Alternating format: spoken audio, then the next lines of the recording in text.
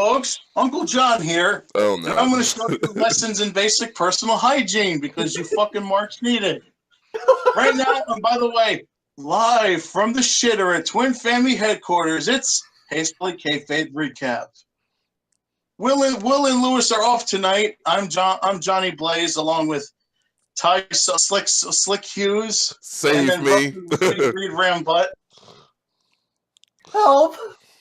And we're going to fucking show you basic personal hygiene to start off our show because it's apparent to us that most of you need this lesson. And first off, we're going to teach you how to wipe your ass, which is a basic rule of personal hygiene. So first of all, you take some toilet paper, a few wraps around your hand. You shape it like about the size of a Wendy's hamburger. Not too much because you don't want to clog up your toilet. And you reach back and put it inside your butthole, and then you wipe back and forth, and then you do this until you feel like there's nothing there, or when you look at the toilet paper, there's either a little bit of blood or there's nothing there at all. If you see a lot of blood, go see your doctor. Yeah, you probably have cancer, or your stomach's bleeding. Either way, you might want to see a professional. Or you got a cyst. So we're going to take this. We're going to do this a couple times, and you marks can do this along right at home with us. I don't even think IWC Bob would be an appropriate picture for this. And sometimes you might need a little help. So that's when if you have a toilet like I do, you use it to reach back and get a little more leverage in. And then when you're done, you just press this little lever here, and it flushes the toilet. Now, not that this is going to happen, but God forbid you didn't follow directions too much, or you have an older toilet, and you need to unclog it. There's this thing called a plunger. You take it, and you go up, and you put it inside the toilet, and you go up and down, and it makes a sucking motion, like how you marks like to suck the young bucks' dicks. And then presto chango, your toilet's unclogged. Or if it doesn't unclog after that, you might need to call Roto-Rooter. This is with the Roto-Rooter. Yep. Welcome to the show, everyone. By the way, while I'm in the bathroom, we're gonna teach you another lesson. Oh no! It's called taking the shower. You're writing the description for this week's show, John. I'm not touching it once I upload it. Because sometimes if things happen and toilet paper just isn't enough, or if you're sitting there at an indie show for the past couple hours and couldn't use the bathroom, you might want to take a shower as soon as you get home to rid yourself of that filth that you fucking marks usually have. So what we're going to do, and we're going to do this quickly now because this is only a 2-hour show. Now, if you do this right, normally it takes about 10 to 15 minutes. So I'm going to give it to you. What about a bite it? I don't know what that bite it is, but go ahead, John. Yeah. So first of all, you take your clothes off. You put them in something called a hamper. Now, this is where you put your dirty laundry in. Not on notes or site, but in the hamper. You put it there, and that's where you basically wash your clothes at the end of the week. Then you turn on the water. And make sure it's the right temperature. Not too hot because you don't want to scald yourself, but not too cold because then the soap won't work. Then you pull the lever up, press the lever depending on what shower you have. And all of a sudden, instead of a heavy stream in the bathtub, you get a rain stream in your shower. Then you take the bar of soap, and it's usually labeled something like Dial or Ivory or Irish Spring or something. It usually comes in like all sorts of colors like white or brown or green or blue. Sometimes there's also body wash, but that's another tutorial. So, first of all, you wet your body a little bit, but don't jump out of the shower yet because you marks seem to think that just by getting your body wet, you've automatically taken a shower. No. You take the soap, You lather that sumbitch up. You do your. I like to do the chest first. You do your chest, do your pecs because because us big guys we have to go underneath because some of us have little breastises. And then we do the arms and go under the armpits especially because that's where it really smells at. So you might need to go over them a few times, especially if this is your first time with us. Then you rinse them off. You do your back or try to do your back. Now, if you're doing this for the first time, you might not have a back brush, but, just do your best. We're not expecting, miracle on your first time out. Then, especially for you fucking ladies out there, because there's ladies in the internet wrestling community too. You take the bar soap and you go around your private area quite a few times. At least spend a couple minutes doing this because that's where most of your sweat comes from. And ladies, get around your fucking lips. Guys, get inside that foreskin of yours. Also do around your legs too, around that area because that gets the sweat all day. And then do your legs while you're at it. And then while you can, you see if you can reach it, do your butt because that also needs to be cleaned, especially if you had an accident, like some of us have done in the past. You rinse yourself off. Now, doing all this, if done correctly, should take about 10, 15 minutes or more, depending on how big of a fat ass you are. And then finally, you do your face because I know some of you internet marks, you might need Clearasil for that acne of yours. So you might need to get that on by it before you join us or your second time out. And then you get something called shampoo. You put it in your hair and you lather it around. Get it good and lathered, and then you rinse that off. You rinse off your face too. Now make sure to keep your eyes closed because if soap gets in your eyes, they'll be like Mr. Fuji threw salt at you. And then once you're done rinsing yourself off, and doing a little private time or whatever you decide to do because you have the time to yourself, then you turn the water off, and then you turn off the lever because water stays there, and you don't want that to happen. Then you take this thing called a towel, and you dry yourself off, and then you get dressed like you normally do. But now you're clean. Doesn't that feel nice? I actually had openings. And now you could try going outside like a real member of society. But I don't want to overwork you guys too much yet. So. I actually had an opening segment for this week's show. And, we still have to use it, consider that's part of the news. But I didn't expect this to take 15 minutes. Well, that's exactly how long it's supposed to take if you take a real shower. I can usually take a shower in like 5 minutes. Well, you got to remember, you have to remember, I was also in the military, so I had to learn to take a shower in at least 5 minutes. Yeah, my normal showers are 10 to 15, but I have the ability to shower very quickly if necessary. Yeah, and also you got to remember, some of our internet marks are like Shamu in size. So it's going to take them a little longer to take a shower. Anyway, what I was originally going to open with was this. We've been doing this show for over a year, and one of the opening segments we used to have is the death of TNA, where the five of us, two of us are unable to come in this week, will look at the death clock in TNA and watch it slowly creep to midnight. And unfortunately, this show has changed a lot. We'll probably change a lot again if we make it to 2 years. Some things never change.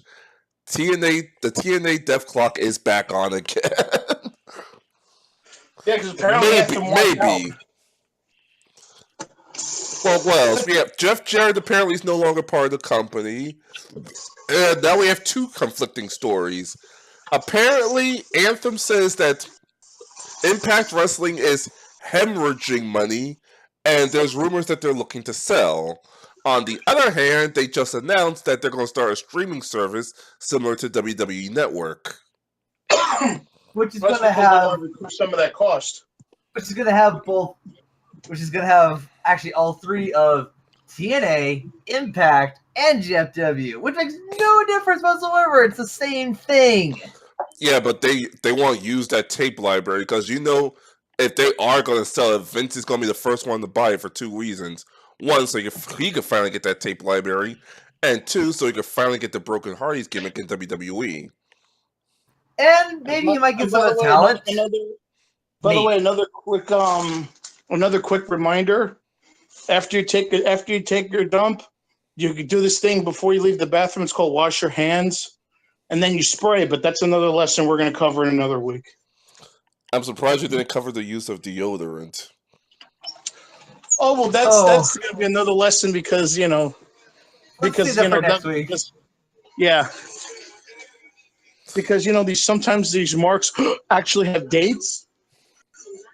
Well, you just said they're female wrestling fans. Eventually, they're going to procreate. But you got to do the right. I think I have a picture about that somewhere. How about we actually get to wrestling news? Yeah. Anything interesting happened in the news this week? What I was going to say was that Anthem isn't Dixie Carter. Okay, Dixie Carter was going to lose the company because she couldn't pay the bills. Anthem's actually got the capital and the smarts enough to actually keep the company going while they find a new suitor. I'm about to say, yeah, that's true, but no one's going to hold the money pit forever. It's even Anthem. Even now, there's even another problem is that even though we have Dixie Carter gone, and then we got Jeff Jarrett, which is another thing we got to talk about. I already said Jeff's gone. For now. But now we actually have something that was interesting.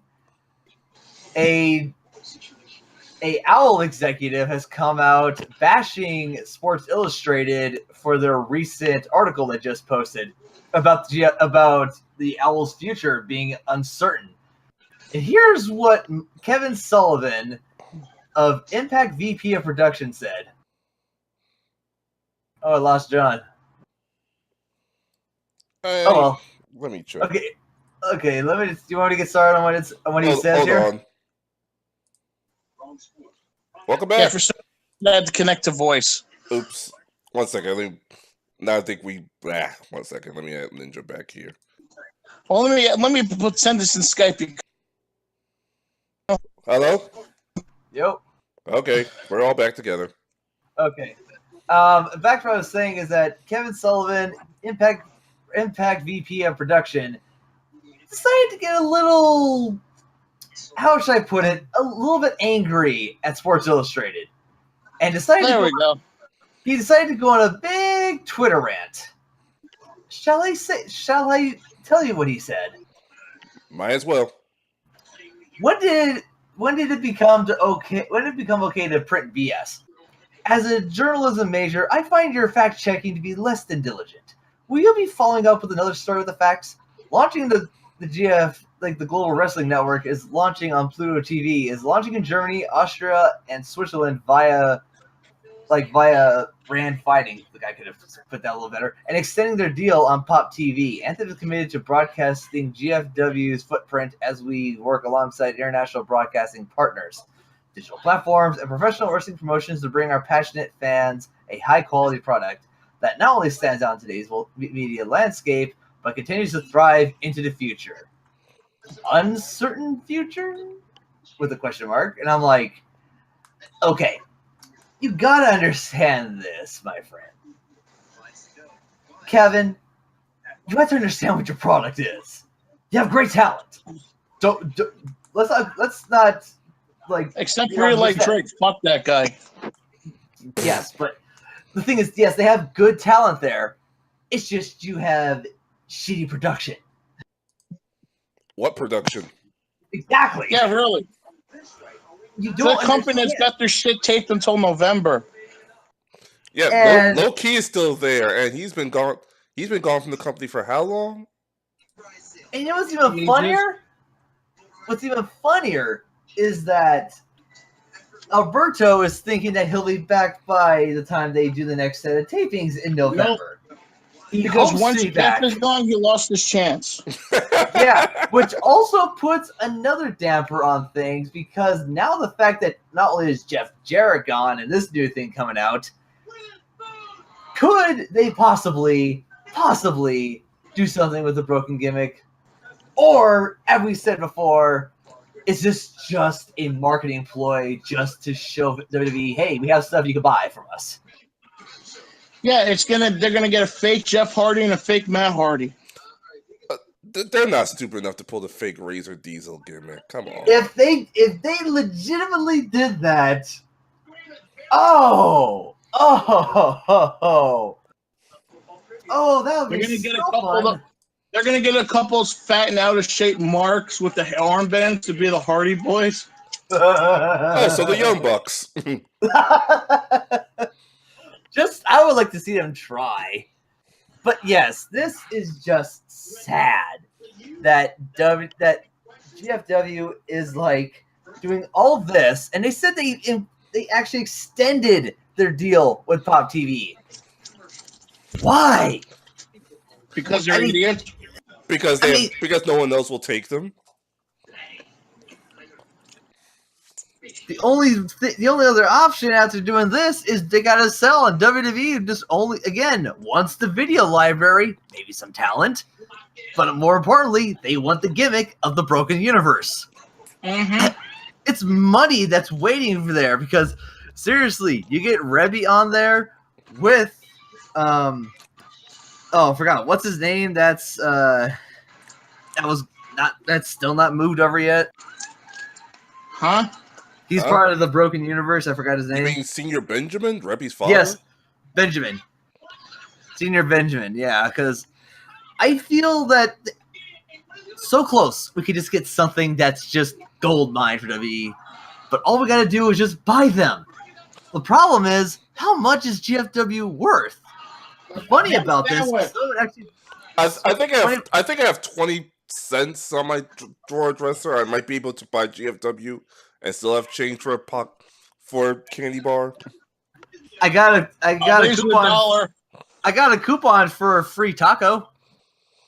Dude, the taco's worth a lot more than GFW. Save the coupon. I would actually get 2 tacos if they. Speaking of Mexico, our friend Sexy Star has been officially stripped of the, I don't know how to pronounce it, but her championship belt. That's not the first time that Sexy Star's been stripped of something. Oh boy! I'll be honest. When we guys were talking about that, I didn't actually get the full picture, but until I actually do some research of my own. Sorry, I didn't ask last week. Yeah, Sexy Star, you're an idiot. No, an idiot requires lack of intelligence. She's just a bitch. Need a good point. By the way, we have a segment later on tonight. If Ty remembered to download it. Oh yeah, let me do that while we're talking. Because we're actually talking about Sexy Star, so this is actually a good time to do that. It is. And we'll be able to actually hear it though, right? This time. I think the audience will be able. Well, actually, no. If I play it off my phone, we could hear it. So, yeah, we can all hear it. I just gotta reach over and grab. By the way, I'm actually gonna. If you want to hear it clear, I'm actually gonna put it up probably after the show or tomorrow morning. All right. There is some news today that also we got to talk about. It's about the hurricane, Irma, I think is what it's called. Anyway, that hurricane has actually canceled a bunch of NXT live events for the rest of the month. And also it's headed toward Nashville, which is TNA offices. So, yeah, as much as we rag on NXT and TNA and all that stuff, if you're in the area of these hurricanes, stay safe, stay secure. And if you are watching this like tomorrow, then not Hastily. Games Done Quick will be doing a marathon, so go over to their channel and watch it to support the hurricane victims. And by the way, that counts for all of you except if you live on Kings Lake Boulevard in Naples, Florida. Fuck you. The hell did they do to you over there? That's where my mother and stepfather live, and that faggot stepbrother of mine. Okay then. Also, just as a little bit of a breakaway from this, how bad will Disneyland be destroyed by this hurricane? Say again? How bad will And Disneyland be? by the way, I hope to God that Hurricane Irma doesn't attack a certain shop called We Roll Tobacco Emporium. Do I have to ask why? Oh, that's the shop they own. Oh dear. All those poor defenseless cigarettes and marijuana bongs that they claim as water pipes. Anyway, with the other news that's coming out from WWE, not from WWE, from GFW. One question I have to ask is, did they actually explain why Jeff Jarrett's gone, or is it just There's an explanation out there, but they didn't officially release anything. So what have you heard? Apparently because of differences with him creatively, and also the fact that, and also his performance at Triple Mania, that he basically made himself look like an ass. Oh yeah, with the beer. Yep. Yeah, I saw that, and I'm like, oh, dude, you're supposed to be the face of the company. That apparently he was drunk at Triple Mania. Damn. But the fact of the matter is, if they somehow actually make him lose more position in the company, will this actually change the company, or would it still be a sinking ship? Well, I know that fucking Alberto Del Rio ain't coming back if Jeff isn't coming back. Because they wanted to fire him during the Page incident, and Jeff told him to stay. And it's all because of him that a lot of things are happening. And if that does happen, things are going to be interesting. Just as a heads up, fellas, I'll be right back. I have something I have to take care of real quick. Okay. And this is part for the show reason, but I'll be right back in about 5 minutes. I'm actually watching the unreleased set as we're talking. All right, so I'll be right back. Because since the matches have no commentary, I can actually watch them low. And by the way, that's the only thing that I hate about the matches having no commentary. The one thing I hate is because a lot of these smarks nowadays won't understand the storyline between a lot of the stuff that goes on in the matches. But then again, who the hell wants Michael Cole commenting on a bunch of these matches anyway? For example, during the first match with the Machines and Stud, Bundy, and Heenan, the reason why the crowd makes a big deal about Stud getting slammed is because he was supposed to get $15,000 every time he gets slammed in the middle of the ring, and that happened like 3 times in the match. And this is at the point where fucking he was getting slammed every fucking match, and Bobby Heenan wasn't paying up. So it almost became like a fucking joke at that time. By the way, spoiler alert: Hulk Machine is Hulk Hogan. I think I got that.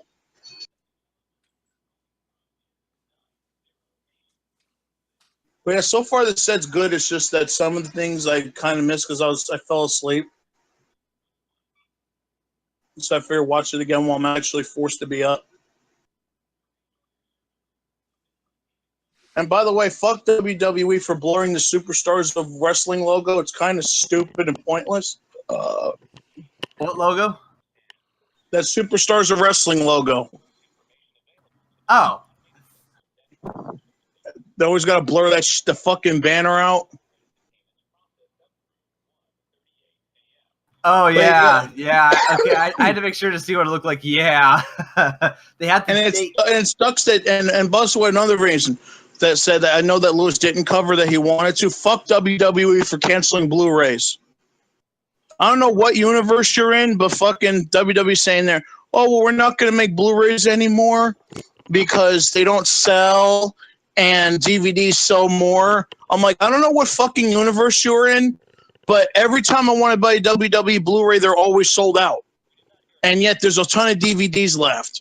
So you got nobody to blame but yourselves for shortchanging Blu-ray, number one. Number two, when I go to get a new popular movie at the store, what are they always sold out of? The Blu-ray.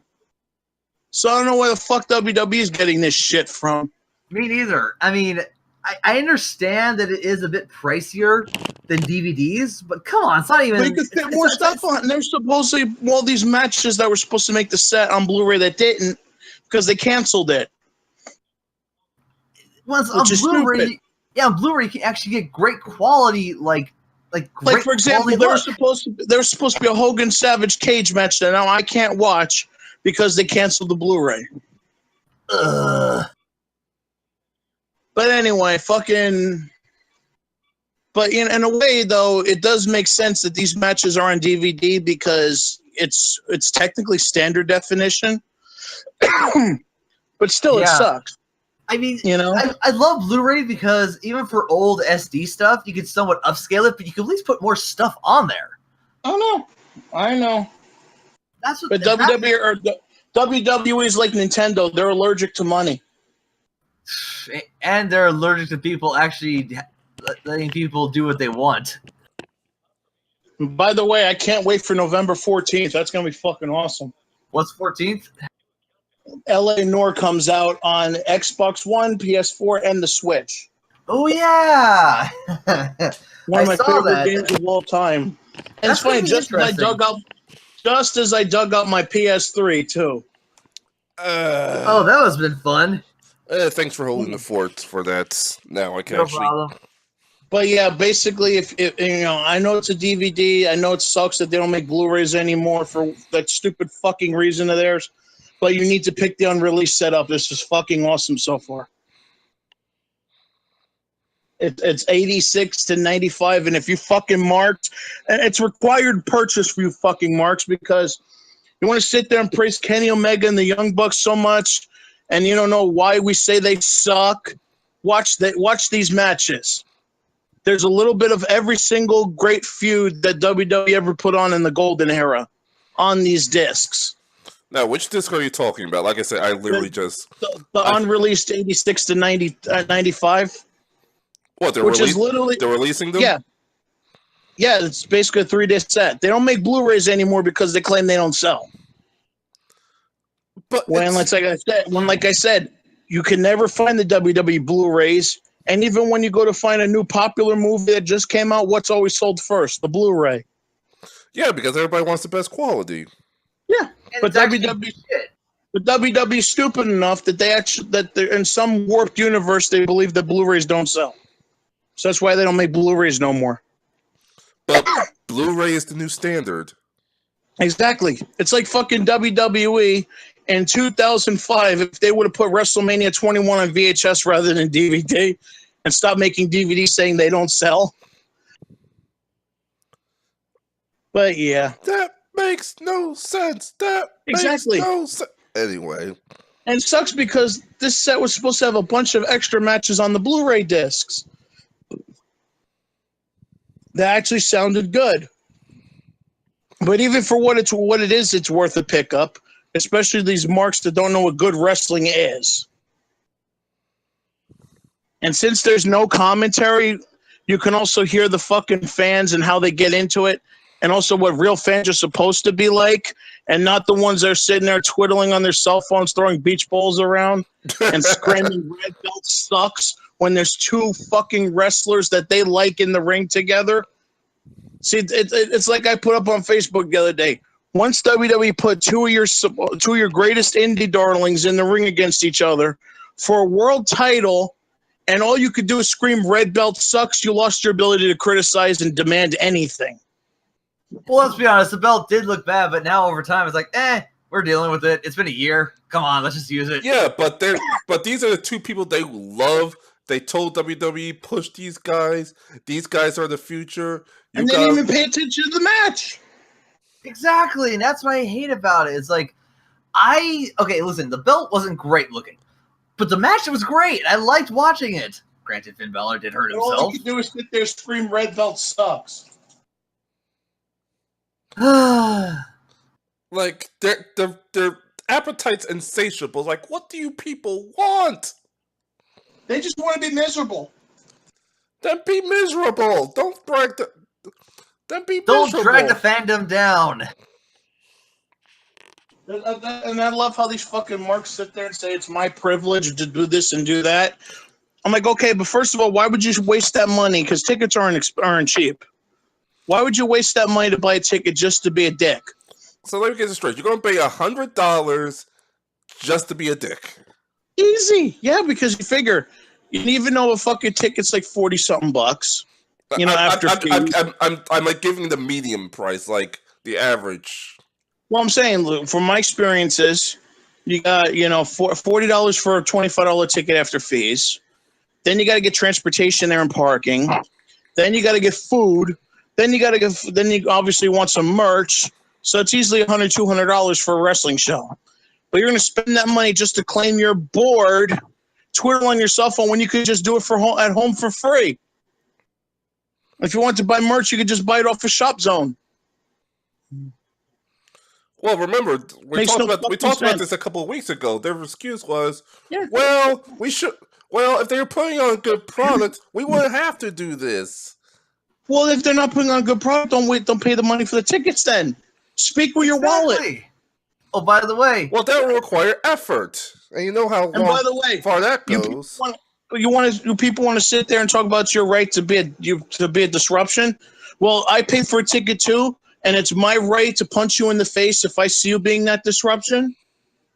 Especially if you're cursing in front of the kids or fucking, being a drunken ass. It's my responsibility. It's my privilege to punch you in the face and get you thrown out too. Well, some people don't look at it like that. Like I did for this one dickhead that fucking acted up during Raw, cursing in front of the kids, getting drunk, being a douchebag. When I got my food, I got security. I said, "You better take this guy out before I punch him in the face." And they took him out. And they also took out the guy who threw the beach ball that Raw too. But yeah. Oh boy. I think we covered that in this segment. Segment that we did. I think it's time to move forward, shall we? Because I finally got Lewis to sit down. Well, right now I'm actually downloading onto my phone because if I do it off my computer, you guys won't be able. Our audience can hear, but you guys won't be able to hear it. Good point. So, shall we go talk about the shows this week?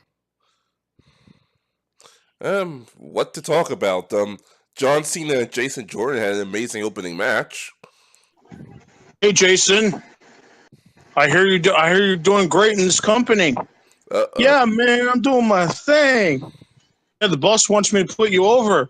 Oh, that is awesome. Yeah, I'm going to put you over my head for the attitude adjustment.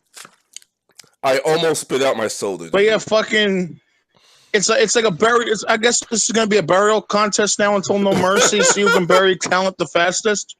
Until the Undertaker comes out, and they'll be like, "What the hell are you doing here? Bang you, fuck." Mm-hmm. Yeah, there's that rumor. I was that close to spitting out my soda, dude. What, you haven't heard about that rumor?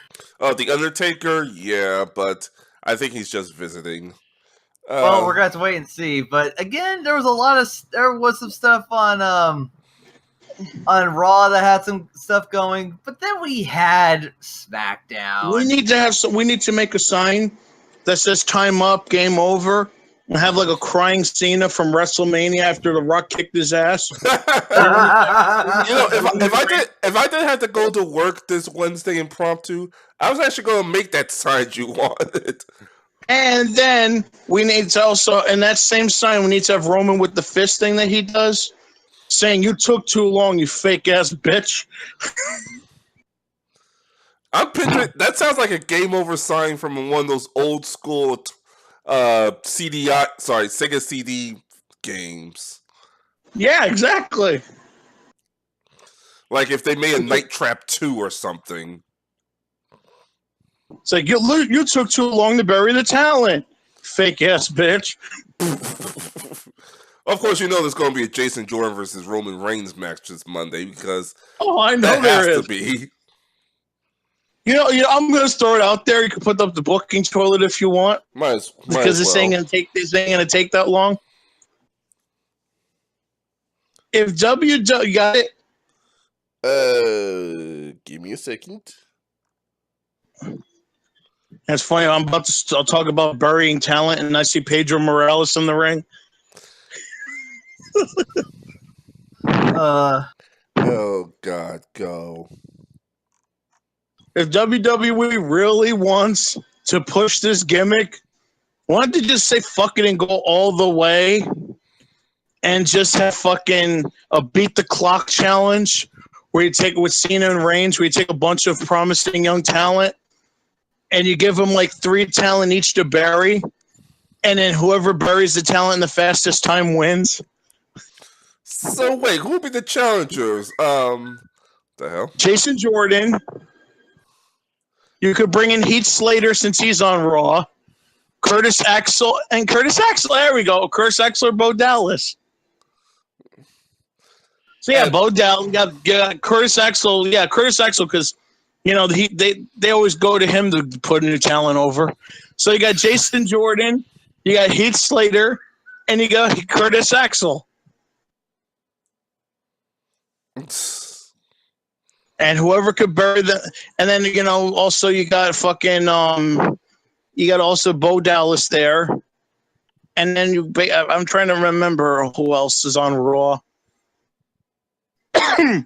Who's on Raw that always gets buried?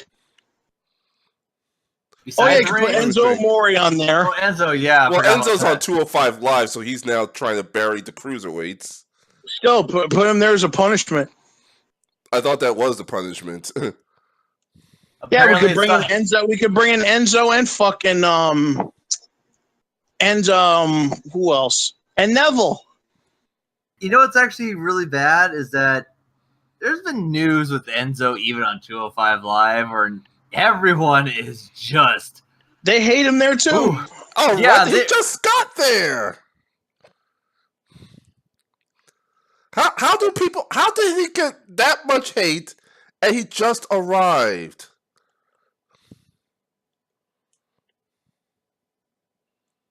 Hello? Hello? Okay, might have had some technical difficulties. Hold on.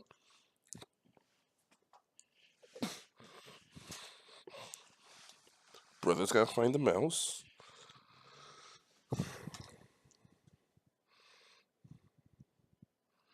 Discord. Phone call. We're still on the call. Hello?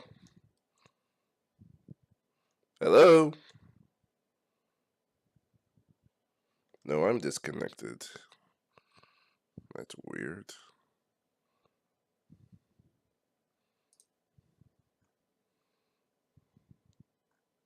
Connecting. Disconnected. Alright, let's go to Skype for the backup.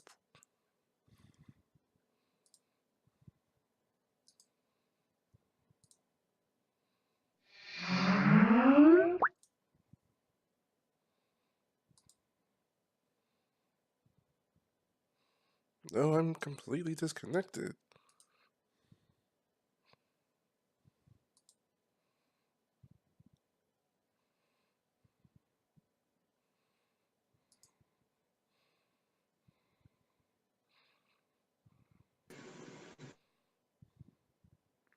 Hello?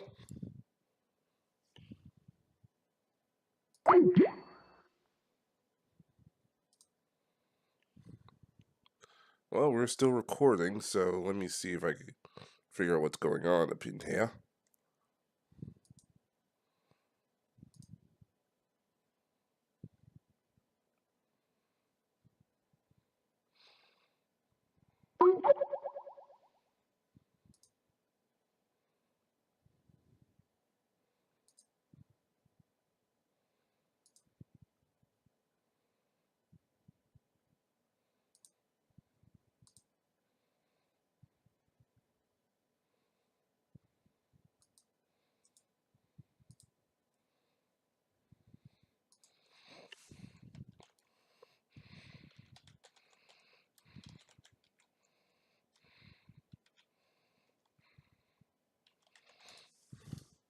Alright, let's try this again.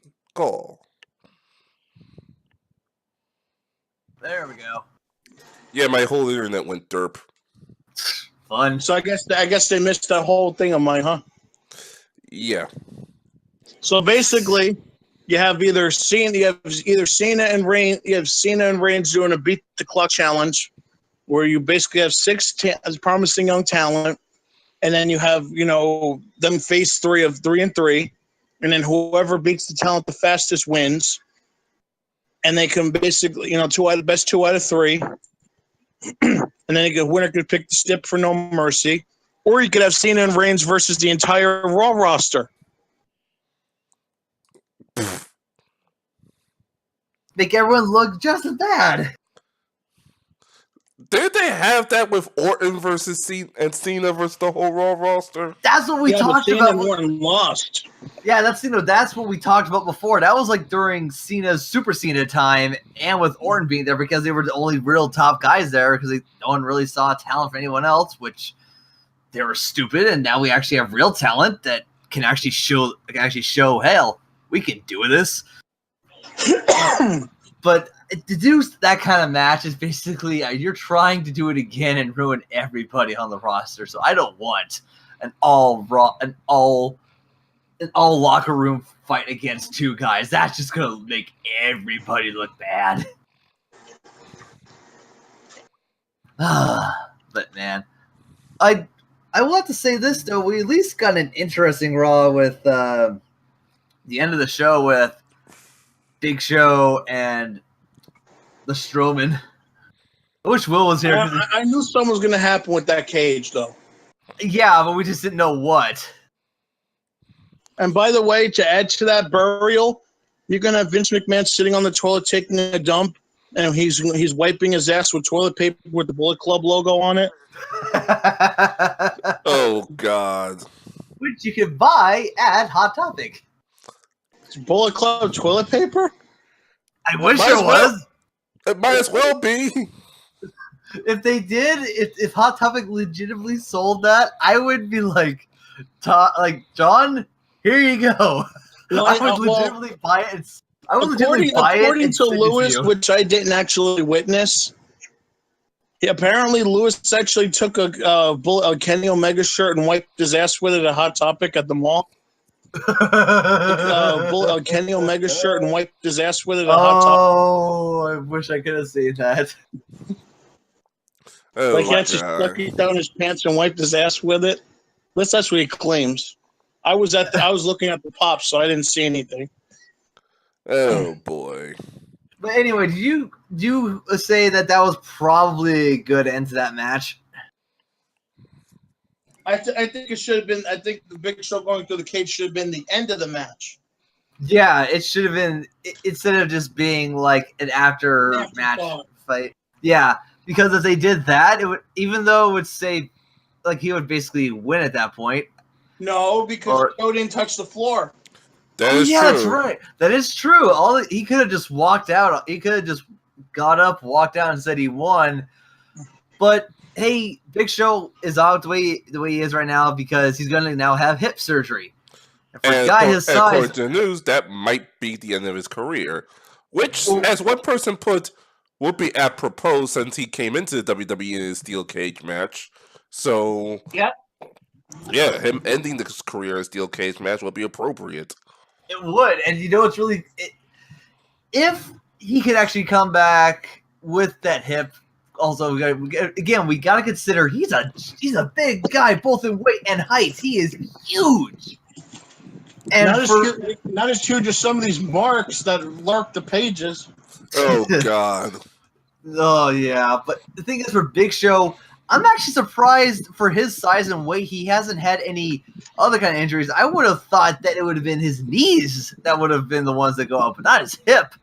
Although considering how big he is and for how tall he is, it kind of makes sense for either his hip or his knee to go out like that and to have surgery.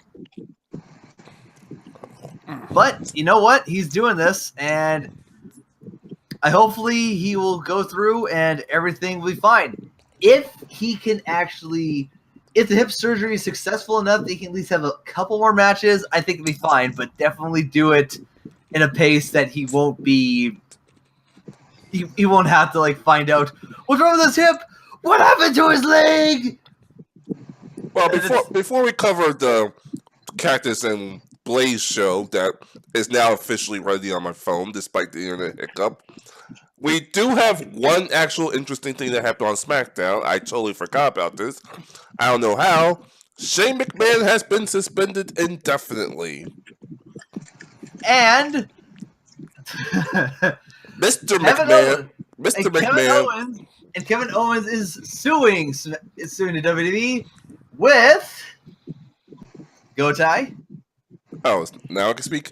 Mr. McMahon will be making an appearance on SmackDown next week to address the situation. And by the by, also next week is going to be Naomi. Fuck. I think it's Naomi versus Natalya for the women's championship, and the Usos versus the New Day in a street fight for the tag championship. And also Ty Dillinger versus AJ Styles for the United States Championship. That's actually kind of fun to watch. Like that. So we actually got 3 title matches next week. That's gonna be cool. Yeah, which is basically going to be their pay-per-view for the month. Yeah, because they don't have one, because the only pay-per-view this month is No Mercy, and that's Raw. Yeah, but the good thing is it's going to be in Vegas. Bad news is I won't have enough money to go to Vegas to go get a ticket. Oh, poor you. Well, that would be my day off too, and I'm like, if I just had some more money, I would easily buy a ticket, get a good seat, and go to the show, and it's in Vegas. See, kids, this is what we refer to as first world problems. Yes, it is a first world problem, but it's a fun first world problem. I wish I could go. I wish I had more money in my account. I think he was making fun of the kids that are angry at everything for no good reason. Yeah. Yeah. Oh, man. So our strange co-host Lou and John has recorded the segment. I'm about to play it off my phone right now. We'll pause every once in a while when something interesting comes up. So let me try to get my volume up on my rinky-dink phone. Thank God I get rid. Thank God I upgrade to the Note 8 next week. You guys and your money, and I wish I have. Oh, I'm saving up for the fucking one, so I can't get for the 1X, so I can't get shit. And here we go. Hopefully everyone can hear it. Back at you again. Back again, finally. He's here. He's off. Can't hear nothing. He's not off for work, but Yeah, I can't hear anything. Oh, that's because I'm not holding the talk about that. Cactus is back, ladies and gentlemen. Welcome, Cactus. I'd like to apologize for the past month and a half of that garbage that's been passing as a podcast, because without me, it's obviously not listenable, especially with that gay kid Reed. Man, he's gay. Yeah, I don't know how much we can hear on the air conditioner, but hopefully we can hear something, because it's humid as hell out here. Hopefully something comes true. But From Hold on, what that Cactus too. needs to get off his chest, Change something. there's going to be even more heat coming into this room. So you might as well Huh? get off your chest. And we're going to start with the obligatory tell them, Hawk. well, before we go, You're welcome, Lou. No, it's still playing, but first thing I just had to wanna take my do hand is off the two button for pretty quick. Cool things are today. Today's the 25th anniversary of the launch of Batman. They made the animated series. Need to thank Bruce Trim and the crew for that. To me, Kevin Conroy will always be the voice of Batman. Mark Hamill will always be the voice of the Joker, and Arlene Sorkin will always be the voice of Harley Quinn. Not like that god-awful... No, the movie's not bad. The fucking voice is horrible. But Arlene Sorkin will always be Harley Quinn. Even though Tara Strong did a good job in the games, it will still always be Arlene Sorkin. And, of course, today's also Freddie Mercury's 71st birthday. Damn, I forgot about that. Thank you for everything, Freddie, our beautiful Phoenix. Gone but never forgotten. And let me tell you something, Lady Gaga, no matter how much you try to be, you will never be Freddie Mercury. No one will. Nope. Not even close.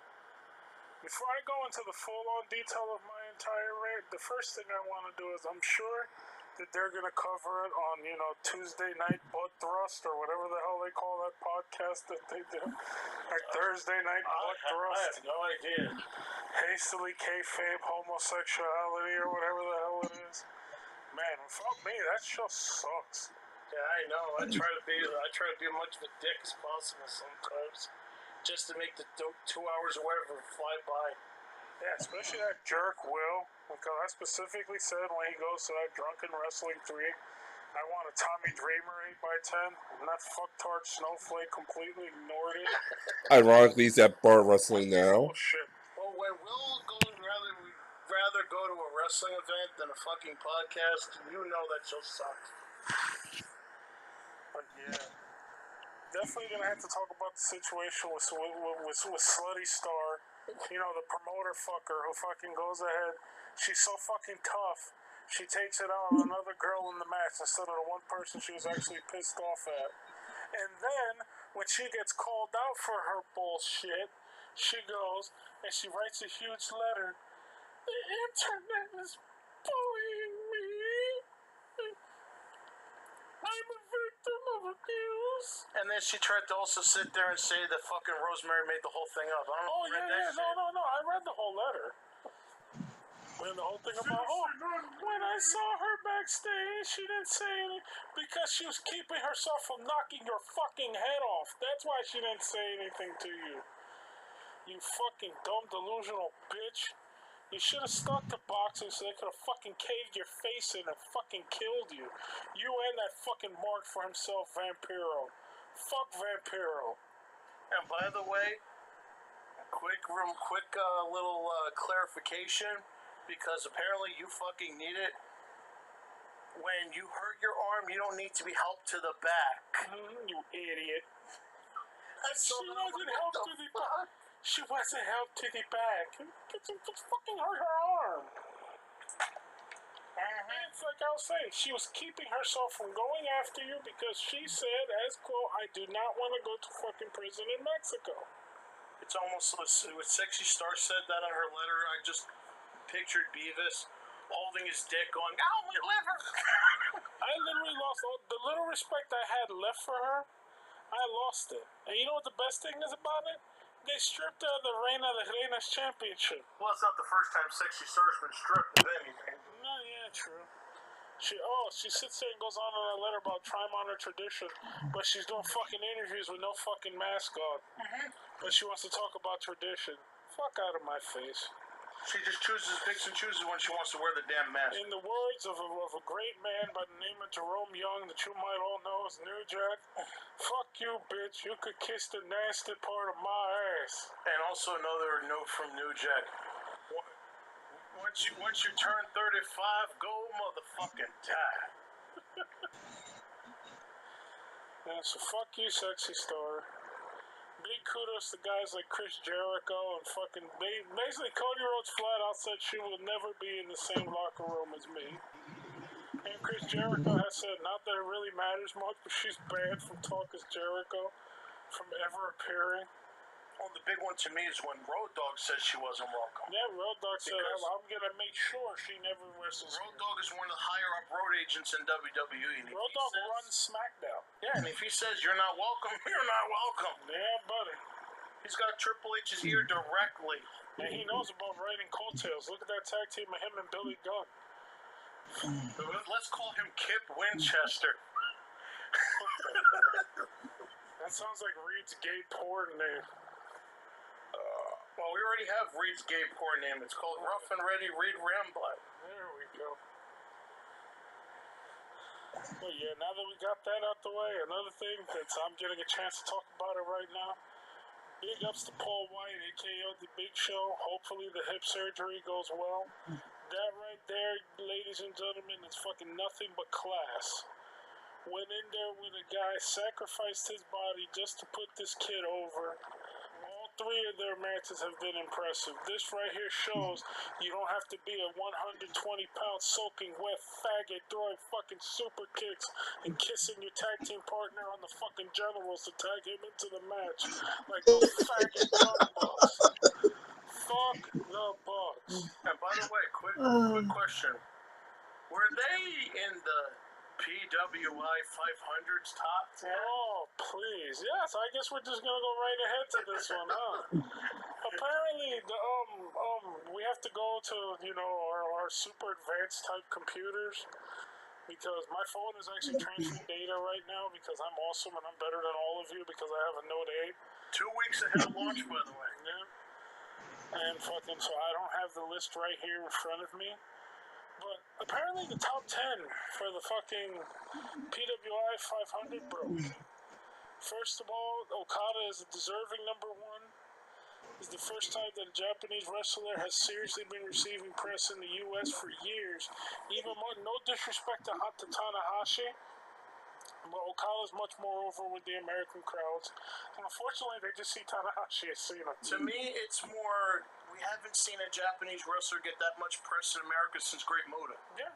And even then, I don't think Muta got this much press.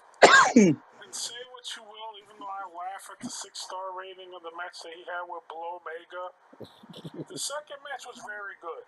I can't sit there and say that shit sucked. The second match was very good. It was very well done. They did a great fucking job, and I heard that the one that they had at G1 Climax was also very good too. I haven't watched that one. And yet. also, he has good matches with Bad Luck Folly and pretty much whoever he gets in the ring with. No, I'm talking about fucking Omega. No, but PWA 500 is what he did the whole year. No, I know, but I'm just saying. I just want to take the point to bury Omega's sorry ass. Well, then again, Rick Rude had to carry the Ultimate Warrior, and look what that did. Yeah. With WrestleMania 7, when Savage had to carry Warrior. See, now here's the thing. I don't have the top 10 in front of me. I know Kenny Omega was number 5, and Reigns was number 4. I wish I had it in front of me just because of the fact that you guys should have. I'm sure by now everyone has seen the backlash and the people wetting their pants over the fact that fucking Reigns got ranked higher than Omega. It's like, are you fucking kidding me? See, here's the difference. You're a top guy in a company where maybe 200 people are watching you. As much respect and as much history as New Japan, All Japan, and all these other countries have, they do not have the global impact of the WWE. Nope. You all right over there? Oh, me? Yeah. I'm just watching the unreleased and listening to this. Oh, okay. Bottom line, I'm not disrespecting anyone who works for these companies. Quite frankly, I have friends who work for these companies, but Truth's truth. you know, they're nowhere near the impact that the WWE has. Now, when I fucking sit here and I see these fucking kids who don't even have a hair on their balls yet, who sit there and they talk about how the Attitude Era is the old school now. The Attitude Era, no, it's not. The Attitude Era and almost 85 to 90% of the fans from that area are fucking jokes. I've said it before and I've said it again. I even put it up on Facebook recently. I have a couple rules when it comes to speaking to me about wrestling.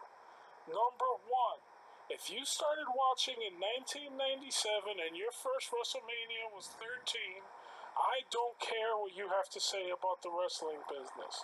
Number two, if you're going to come at me stroking yourself, talking about how Austin's the greatest world champion of all time, you can kiss me square on my fat white Puerto Rican ass. I don't care what you have to say about the wrestling business. Number three, if you watch that garbage that those two overrated spot monkeys do in the fucking ring, they flip around, smack each other on the ass, give each other hand jobs on the apron. It's like watching a video of Reed and John's private time when those two are in the fucking ring. Those two, they're fucking jokes. They're not wrestlers. They're not talented. They can do a bunch of fucking flips. They don't sell anything for anyone. They don't put anybody fucking over. Fuck the Bucks. Fuck them. If you carry them in the upper echelon of tag team wrestling, you know what I have to say to you, you stupid fuck? Would you fucking stop listening to this? You take your retarded ass over to the WWE Network. You go to the new Hidden Gems section, and you fucking watch that match with the Rock and Rolls and the British Bulldogs. That's a fucking tag team wrestling. You fucking sit there, you go to Starrcade 86, you watch the Andersons versus the Rock and Rolls in that fucking cage. That's fucking tag team wrestling. Or Rockers versus the Brainbusters. Mm-hmm. I'm You sure could there's literally a few take a prime choice. You could take a choice of the Rockers versus the fucking Brainbusters. You sit there, You go back, watch the SNME where the fucking Red Brainbusters won the tag belts from Demolition. That's fucking tag team wrestling. And to you stupid idiots, the same ones who sit there, dude, Miz is cheating to keep his belt. That makes him a shitty champion. Let's say something. I'm gonna say something right here. I'm gonna say something right here, right now. I may fucking hate the fact that Michael Mazarian gets to step into a ring every week. And work for WWE, with his nice plastic wife that he's paid for, or whatever the case may be, where literally, if you buy the figure, it's literally an exact 1/6 model of her, because they're both made of fucking plastic. But I will give the devil his due. He's a heel. He's working like a heel. The same thing with Jinder Mahal. Jinder cheats all the time. They're heels, and they're stinking Indians. They stink like curry and piss. That's the problem, though. These kids grew up in the Attitude Era. They don't know what a face or a heel is. They only know the words because they will look at Meltzer's fucking newsletter. And they sit there and they look at Meltzer's letter. That's another do-nothing faggot that's done nothing his whole life but type, I like this man wearing the little underwears wrestling the other man in the little underwears. And since it's in Japan, automatic 5 stars. So you want to watch a real fucking 5-star match? What the fuck? A serious 5-star match? SummerSlam 91. Bret the Hitman Hart versus Kurt Hennig. That's a 5-star match. Not some fucking guy stuck carrying some fucking Canadian fuck job who jobbed to a 9-year-old girl at a fucking blow-up doll. Listen, me personally want a 5-star match instead of watching that, which personally I would say is 4.5, maybe 4 stars. I'd say watch Ric Flair and Ricky Steamboat from Chi-Town Rumble or Wrestle Warrior 9. Clash match was the best one between the two. Yeah, well, either one of those. That series of three. That series of 3, the Clash of Champions match was the best one. But that should tell you everything. I love to drill it in. I love to drill it into these kids' heads. WWF sucked. So go back and watch some of those matches. You see, it's funny you mentioned the Attitude Era because I started watching in the 80s, and the Attitude Era is actually when I started slowing down watching wrestling for a few years. I didn't give a shit anymore. You had a fucking porn star and a fucking pimp. Yeah, that's what literally after SummerSlam 98, that's when my passion for the business died. I was like, this sucks. I don't want to watch this shit anymore. I said it before, and I'll say it. And mind you, that's the type of wrestling guys like Vince Russo wants to bring back. Yeah, really.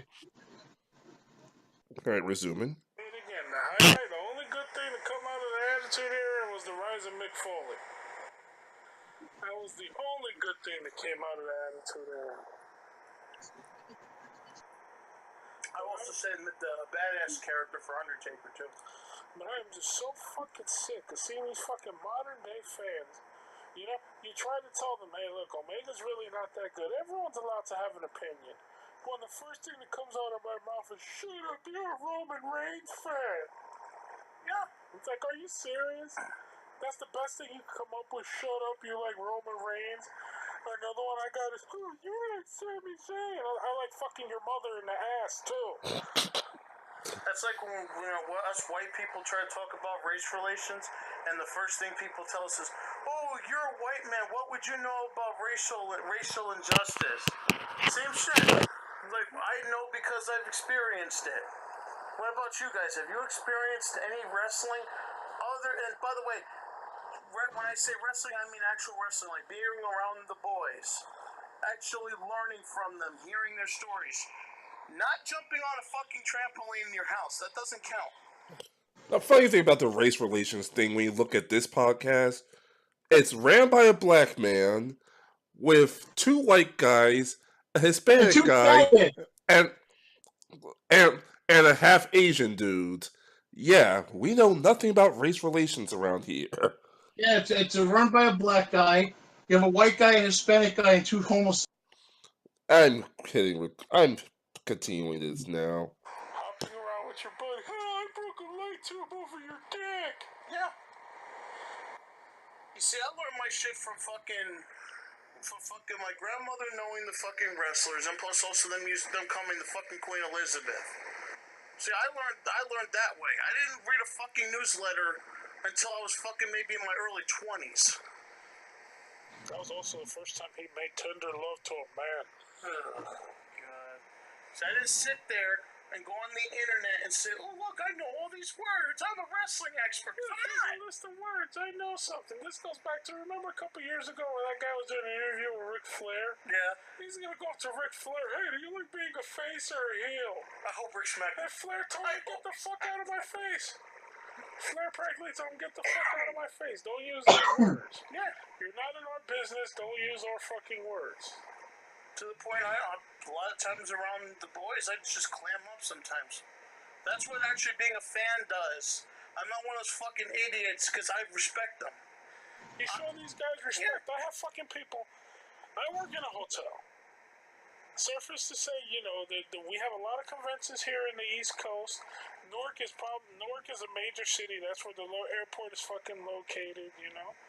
Ours is one of the hotels, besides the Marriott, that's the closest to the fucking hotel. Sometimes you have a lot of workers come and stay there. I've had fucking people, you know, I'll put up their, hey, I bumped into this guy or whatever the case may be. Why didn't you ask them for pictures? If you just worked a 13-hour shift, fucking doing, you know, no, I'm talking, not talking about the rest, I'm talking about you. In general. You know, the personal you, the one who flips burgers and sucks off his manager so he could fucking get more hours. You know, That's nice to know. I'm just taking this moment to get something to take a swig. All right, resuming. say the manager didn't tell you that he was going to blow a wad in your fucking mouth. Would you want to talk to anybody after that? The ones who, and by the way, the ones who want $15 an hour, but when I tell these motherfuckers that I don't want Chipotle sauce in my potato Rito, they put it in anyway, because they're fucking idiots. Well, the same fucking idiots that when they give them the $15 an hour, they ask for less hours because their welfare gets cut. Oh, I've seen that happen too. Fucking morons. But you know, you just finish a shift like that, and people are coming up to you, hey, I bought a taco from you earlier. That means you need to fucking succumb the rest of your life and kiss me on my ass. That's the and one thing Punk was right about. Mm-hmm. Fucking guy sitting there enjoying a hockey game with his wife, the first thing you say is, hey, Phil, give me a fucking autograph. That's class. Or yeah, just as much class as bringing a beach ball into a fucking wrestling fucking show. Pieces of shit bringing beach balls and all that. Well, I'm bored. Well, if you're bored, why do you pay a ticket to go see to a wrestling show? If you're bored, do me a favor and leave. Because I'm going to tell you right now, if I'm at a show, and thank God WWE banned it, but if I'm at a show and I see a beach ball, I'm going to beat the ever-living shit out of you. Because there's nothing more disrespectful when you're busting your ass delivering in the fucking ring and you have these retarded assholes sitting there playing on their fucking cell phone, knocking a fucking beach ball around, chanting, this is boring. You know, here's another great example. 2 years ago at SummerSlam, the two of the interwebs darlings were competing for the equivalent of the WWE Championship. When that match was announced, you heard the simultaneous groans from every basement in America as these losers shot a fucking load. Because, hey, let's be cool. Because Seth Black was gonna wrestle Prince Devitt at SummerSlam. At SummerSlam, we're cool because we call them by their indie names. Tyler Black's gonna wrestle Prince Devitt at SummerSlam for the Universe belt. And during the fucking match, you're chanting about how stupid you think the belt looks. You're a fucking asshole. You guys are the reason why I hate the fucking business now. You're the reason why. I can't stand it. You guys are the reason why I don't like going to shows anymore. Because I know what I want to fucking do to you people when you start doing this shit in front of me. And usually when I go to the shows, I'm not going to mention no names, but I usually have a friend with me who's getting over fucking sickness right now. He can't handle fucking me flying off the handle and kicking the shit out of these fucking people. You know? He doesn't need to see that. And not to mention the fact that you can't treat my thing with the boys is that the few that I do know and I talk to on a regular basis, I don't talk to them about fucking the business or nothing like that. Because, like I say, like you said, if you get up for 13-hour shift of work, do you really want to sit there and talk about work all the fucking time, or do you want to talk about other shit? Do you want to be treated like a normal human being? And Nathan, you fucking losers, stop following the boys to the fucking hotel and finding out what airline they're taking. Yeah, Stalker Sarah. Oops. What, Stalker Sarah? Oh, let me tell you about that bitch. Give me a second so I can attach my battery to my phone so I can go Let me through the whole tell you thing. about that fucking bitch. Story time. Real quick. There's this fucking celebrity paparazzo. Fucking, and she has her own following. Her name is Stalker Sarah. Fucking, she's the one that takes pics. Like, she's the one that's on social media and shit like that. The one that Demi Lovato went after because she kept trying to stalk her sister. A fucking 12-year-old sister. Fucking, she sits there and fucking, gets invited to all these events somehow and literally makes a living just taking pictures of stars, in their private lives. Dude. So, yes, she's fucking famous just for harassing the stars to take a picture with her. That's beyond creepy. Isn't that how Princess Di died? Mm-hmm. But. Because it's not like we learned our lesson from the past. And by the way, this is the same fucking person that went on social media because her father has cancer. Because her fucking father has cancer, saying, "Oh well, if you donate to me, I'll give you a follow on Twitter." It's like, who gives a shit about wanting you to follow me? I'm like, don't you follow enough people? Apparently. And it's funny because this is when Luz talks about finding out what hotel they're at, what airline they're on. She does that shit. And she tells other paparazzi in the area where exactly the stars are going to be. What, do they pay her or something? Yes. Oh, God. Someone makes a living doing this. Yes. Let me see if I can find that bitch and link you to the Twitter. All right, give me a quick second while I grab this battery on the other room while you get the information. Besides, I think Reed laughed himself to sleep. No, I was watching this and I'm just going, you guys are welcome. I really got nothing to say, but you guys say what you want. I know you all do it I know why you're doing this, and honestly, do what? At least I get some. Don't know what you're talking about. It's mostly from Lou. There we go.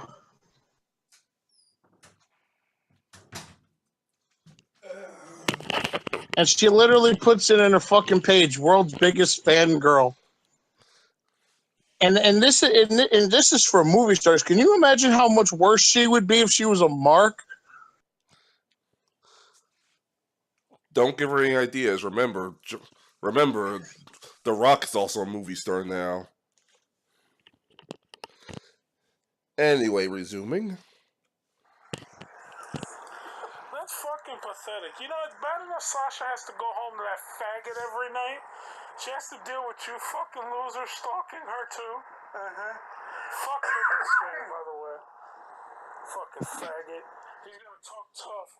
And when the guy walks up to him, hey, your wife's a bitch.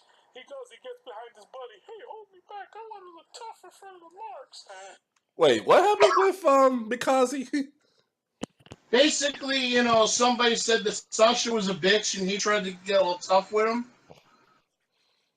It's like sit down, sweetheart. You don't know how to fucking fight. You probably never had a fucking fight in your life. Oh boy, resuming. Because she was sandbagging Alexa Bliss the entire goddamn night. Yeah, because apparently I heard they actually do have some beef with each other. Sasha and Alexa. and it's like I said, I would kick Makazi's ass, and then I would fuck his wife right in front of him just because I can. Oh God, resuming. I'm like, look, it's like, motherfucker, you do makeup for a living. Sit the fuck down, sweetheart, before I fucking put your ass in a sleeper hole. Psst. Or as the old saying goes, sit your $5 ass down before I go make change. Yeah. Okay, resuming. I'm gonna kick your ass! Like, nigga, you do makeup for a living. You ain't fucking tough. The fuck what you know? You don't know about that life. Fucking do makeup for a living. What do you know about an ass whoop? Go fucking paint gold dust and shut the fuck up. But yeah, it's like I said, you know, why can't you treat people like the way you want to be treated first? It's still basic fucking manners. Well, as I was saying before I went off of my huge fucking tirade about when I meet the boys at the hotel. Like I said, these guys just work the fucking 13, you know, they 12 WWE day. For those of you who don't know anything because you're fucking marks, but fucking it's usually about about fucking 10 to 12 hours a day. You gotta get there depending on your role, depending what you need to do, whatever it has been. And me personally, most of the current roster sucks. The guys that I get excited about meeting are the guys who are agents now and shit. And they bust their ass on a regular basis. You know what I mean? The last thing they want at 6:30 in the morning or whatever the hell the time is, when they're just trying to get a coffee so they can fucking relax before they head out. Hey, can I take a picture of you? I love you. No. You want to get a picture? You fucking go to an autograph signing, a legitimate one, and you pay the fucking money. But if you see him in person, just even if nothing else, just ask for a handshake. Or at least just have the respect. Be like, hey, if you don't mind, let me get a handshake. Can I take a picture? But when you go and you fucking pull out a camera and you throw your arm around them and snap a selfie, and you wonder why Fifth Finley takes you down and you can't feel your fucking arm anymore. Well, wait, what happened? See, that part I don't know anything about. Okay. It's just fucking ridiculous. Going into the fucking locker room uninvited. Just going near the boys' clique. It's a lack of respect. It's a lack of respect. When your mother's on the corner and she's about to give this guy a rusty trombone, would you fucking go over there and give her a fucking thumbs up and take a picture next to her? No. Or would I go up, walk up to her, and the guy basically cock block her and say that she has AIDS? And hey, by the way, those bumps, those are fever blisters. This would be probably about the time where we could stick in the STD song from that Chappelle Show episode. Yeah. The herpes puppet. Oh, this shit's gonna be stiff. Say again? Oh, you're watching the thing. It's Andre versus Savage. Oh. All right. Which is basically the equivalent of me versus the internet marks. Oh, no. Don't do this to me, phone. Come on, phone. Oh, okay. It kind of derped for a second, but... I think your phone tapped out because we're so awesome.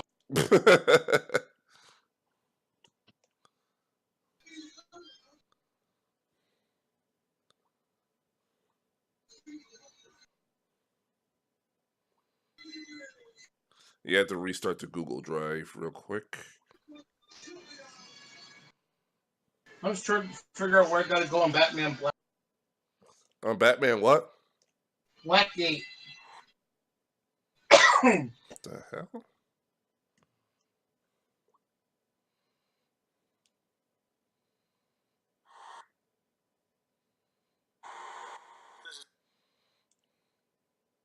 Fuck you, this guy, by the way.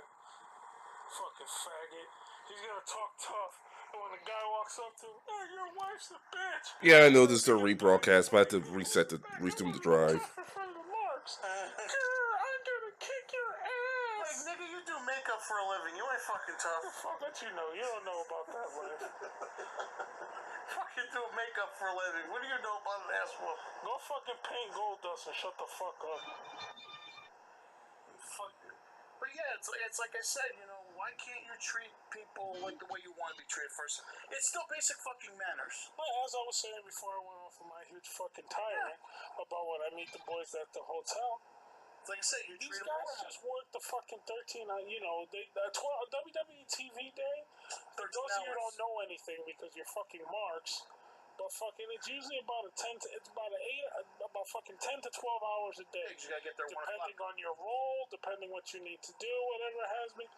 And me personally, most of the current roster sucks. The guys that I get excited about meeting are the guys who are shit, and they bust their ass on a regular basis. You know what I mean? The last thing they want at 6:30 in the morning or whatever the hell the time is, when they're just trying to get a coffee so they can fucking relax before they head out.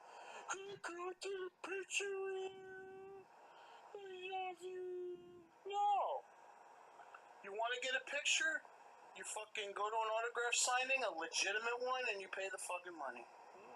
But if you see him in person, just even if nothing else, just ask for a handshake. Or at least just have the respect. Be like, hey, if you don't mind, Let me get a handshake. Can I take a picture? But when you go and you fucking pull out a camera and you throw your arm around them and snap a selfie, and you wonder why Fifth Finley takes you down and you can't feel your fucking arm anymore. Oh, I think we've seen that in the past. With a certain person named Enzo Amore and his little buddies. No, it's just fucking ridiculous. Going into the fucking locker room uninvited. Just going near the boys' clique. It's a lack of respect. It's a lack of respect. When your mother's on the corner and she's about to give this guy a rusty trombone, would you fucking go over there and give her a fucking thumbs up and take a picture next to her? No. Or would I walk up to her and the guy basically cock block her and say that she has AIDS? And not Hey, to suck her dick? by the way, those bumps, those aren't fever blisters. This would be probably about the time where we could stick in the STD song from that Chappelle Show episode. Yeah. The herpes puppet. Shit to the end. Domino, motherfucker. Mm-hmm. But I think it's hilarious, though, that these marks have nothing else in their lives but to bitch and complain just because their favorite wrestler didn't make. Number one, that their favorite wrestler did not make a certain number in a countdown that's done by marks anyway. And so all it is really a fucking opinion. What was the line that Joe gave about it? If you're fucking In the biz. yeah, and you're bitching about fucking your spot in the PWI 500, you should get hit in the face with a brick or something. Or something like that. Oh, yeah. But fucking... Yeah, what the hell was I gonna say? But that fucking magazine was built for marks anyway. Mm-hmm. Pro Wrestling Illustrated was built on marks. That's why they call it After Rag, not a magazine.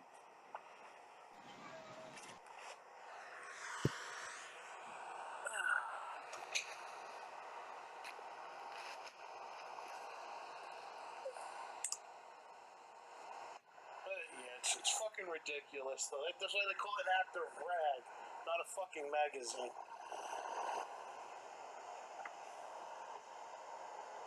It's almost as bad as a fucking for a person that's supposed to be a fucking Christian, and it has to be shamed in opening up his church. Has to be embarrassed on social media to decide to help people. And this is a fucking pastor. Yeah, and then when he has them there, he tries to get them to fucking give him money. People that just lost, some people that just lost everything they own, some of which who lost pretty much most of what they own, and this motherfucker's begging them for money. Piece of shit. Complete and total piece of shit. I'll tell you exactly what happened. And I know exactly what happened. And if you don't like him, motherfucker, come sue me, because I will welcome it. Because it's not slander if it's the fucking truth. And this is the fucking truth.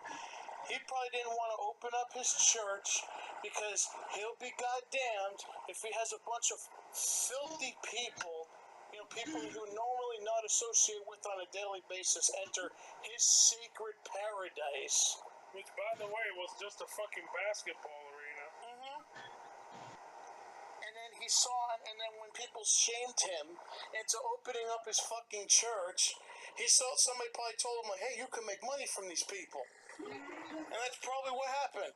He's like, well, you got 20,000 people at least that can't go anywhere. They got nowhere else to go. Get some money out of them, and that's exactly what happened. Now he's begging them for fucking money. Let's fuck these poor people over even more than they've already.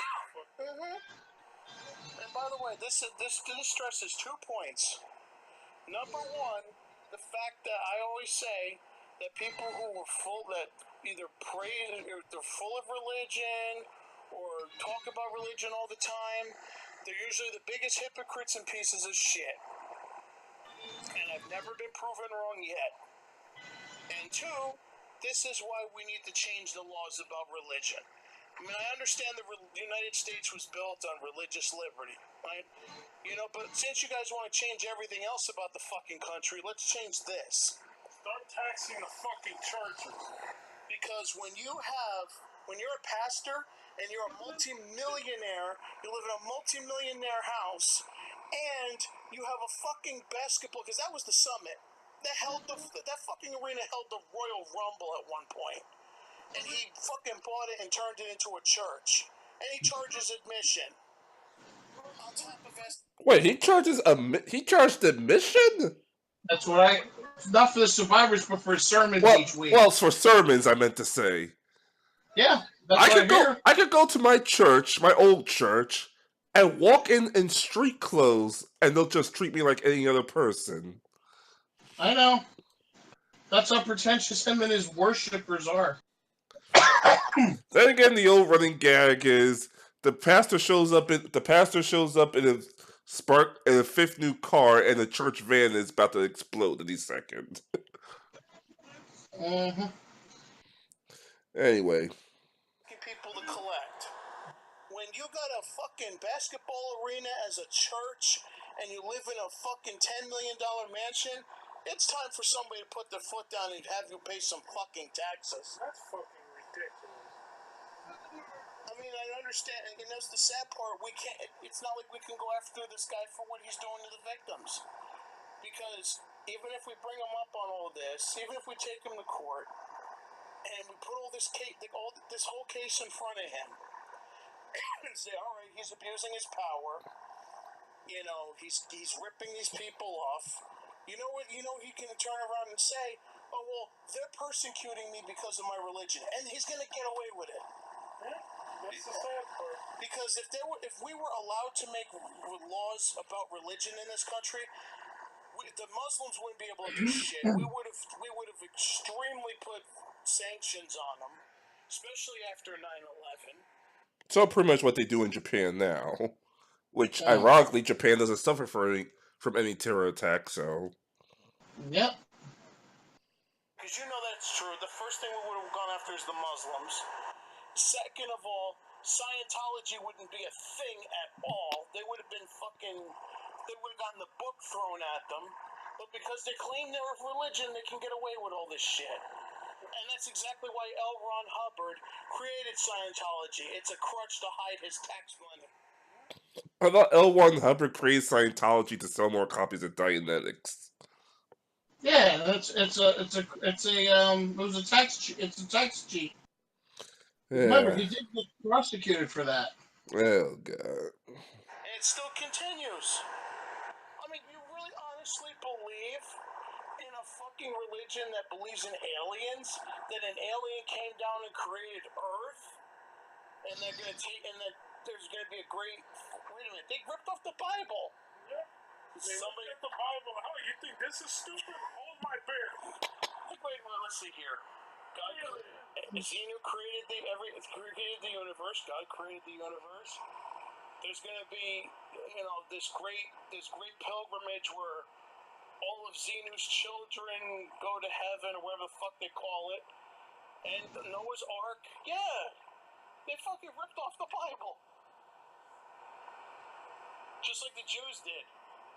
They stink too, just like the Indians. Well, then again, actually, the Catholics actually stole the Bible, but still, religion's nothing but people stealing from one another. None but a bunch of fucking hypocrites that say one thing and do something else. Like, we're supposed to be all of God's children, but if you read the fucking Nashville statement, they pretty much blast anyone and everything that's not either white or straight. But yeah, they're good people. They're such fucking fantastic, wonderful people that they ostracize blacks. They to the point they had to make their own church. They ostracize gay and lesbian people. They ostracize other religions. You want to talk about love thy neighbor, but only if he's a Christian. Only if he's a Christian. Well, that goes back to the old George Carlin skit. You believe in God? Yes. You believe in my God? No. Bam. Yep. But yeah, it's just... This world is getting worse and worse every fucking day because we keep catering to the fucking stupid. We keep catering to people's mental illnesses rather than real facts. Like all these liberals. I believe in science when it comes to freaking global warming, but I have a PP and I'm a lady. Yeah. If newsflash, if you have a PP, you're a man. No matter if you tuck it, snip it, whatever it is you fucking weirdos do. I'm thank God that I graduated high school in 2005 because I would hate to see. I would be going to jail if I was in high school now. It's more because the way that I bullied people, I would go to jail. Oh yeah, because that's the thing now. You bully people, you go to jail, apparently. Wait, what? Yeah, apparently bullying is a legitimate offense now. As someone who's been bullied for most of my middle school life, you know how I solved that problem? Beat the shit out of him. By punching the bully. Yeah, my little tiny arms weren't going to do much, but eventually earned the respect. Yeah. Because they're everybody would just rather cry and whine over everything. You made fun of me. Wow. The real world's full of bullies. Sometimes the only thing they understand is right now. Say again? I said we have one in the White House right now. Well, I didn't say he was a good bully. Like Donald Trump really cares about your feelings. Let's continue. But I would love to see how bad they butchered biology class. Because that's where you usually learn about the human reproductive system. Next thing that they'll tell us is that the gays can reproduce. I was misgendered when I was born. That's probably what the young bucks are. They're really girls, but they parade as guys. Who knows? I was about to say, now that I heard that misgendered when I was 4 thing, there's this horrible webcomic called Assigned Male. Horrible. Let's just say this. It's actually on the list of worst webcomics ever made. And it's made by a transgender person whose main character is a 10-year-old transgender boy who is the ultimate Mary Sue. If you want to hate life, look that up. Continuing. I was misgendered when I was born. You have to see this shit. Let me tell you something. If you're a fucking gay man, lesbian woman, whatever the hell it is, a pansexual, whatever the fuck you want to call yourself, God bless you, because at least you're fucking being honest. Hey, I'm gay, hey, I'm straight, hey, this is my preference, and that's it. When you fucking sit there, you're 6'3", 275 pounds, and you put a dress on, I'm a beautiful lady. No, you're not. I'm sure you've seen that work in your job. I'm a beautiful princess. No. That princess has a staff in her fucking... Imagine one of them asking you where the bathroom is in that masculine voice. Hey, we're gonna go to take a leak. The bedroom is the arm not away. You had me fooled. Yeah. Just like Bruce Jenner. There's 2 genders. Everything else is a fucking mental disorder. He could sit there. He could fucking try to be a woman all he wants, but he can't change his voice. By the way, the movie about his transgression comes out this Friday. Yeah, it's called It. It's a clown in a dress too, just like this It's a motherfucker. clown in a dress, just like him. And I didn't know they make high heels in size 15, apparently. Whatever the fuck. Say goodnight, Gracie. Oh, boy. And you know, it's funny. He'll sit there. I don't want to be associated with Bruce, but we'll still let his own kids call him Dad. It's like, oh, you're gay, you're gay. Or when fucking Diane Sawyer did that interview, and she mentioned, well, since you're going to be a girl, you're going to date other guys, or how's this going to work? And the first thing out of his mouth is, why has it got to be about sex? Well, obviously you're making it about if you're... Well, obviously you're making it about sex if you're getting your shit snipped. Like, wait, why does it gotta be about sex? You're changing yours. That's why. Exactly. But the fucking, I'll have a new name for you people instead of, because Snowflake is getting a little old right now. Let's call you what you call these. Let's call you what you call the little immigrant kids, dreamers. Uh-oh, the thing froze. Hold on, let me see if I can get it back.